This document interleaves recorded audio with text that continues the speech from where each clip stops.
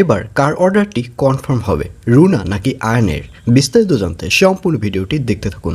আসসালামু আলাইকুম প্রিয় দর্শক, সবার কি অবস্থা? হাজির হয়ে গেলাম দীপ্ত টিভির নিবেদিত মাস্টারবিজুন নাটকের 1041তম পর্বে কী সব ঘটতে চলছে তার অগ্রিম খবর নিয়ে।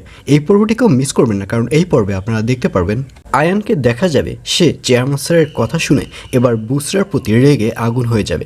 কারণ আয়ান খুব ভালো করেই জানে যে চেয়ারম্যান স্যারের মাথাটা এই বুসরাই বিগড়ে দিয়েছে, যার কারণে চেয়ারম্যান স্যার এই ধরনের বাজে বাজে কথা আয়ানকে বলতে বাধ্য হয়েছে, যার কারণে আয়নের চাকরি নিয়ে এবার টানাটানি বেজে গিয়েছে।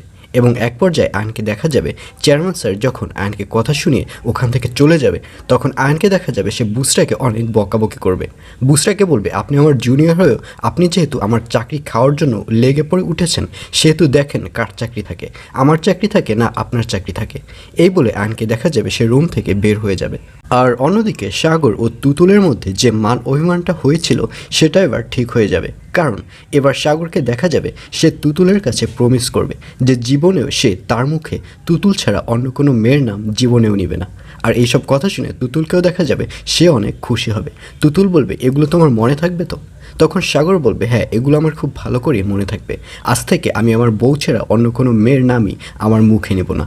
আর অন্যদিকে রুনা ম্যাম এবং স্মার্ট গ্রুপের সেই লোকটিকে দেখা যাবে তারা এবার চেয়ারম্যান স্যারের অফিসে চলে আসবে এবং তাদেরকে বুসরা দেখে বলবে, আচ্ছা আপনারা যে এসেছেন, আপনাদের কাছ থেকে আপনি যে প্রেজেন্টেশনটা করেছেন সেটিকে আমি দেখতে পারি? আর এই কথা শুনে রুনা যখন সেই প্রেজেন্টেশনটা দেখাতে যাবে, ঠিক তখনই স্মার্ট গ্রুপের সেই লোকটি বলবে, না, এটা আমাদের প্রাইভেসি ব্যাপার, আমরা সবাই যখন এখানে প্রতিদ্বন্দ্বী সেখানে এটা না দেখালেই ভালো হবে।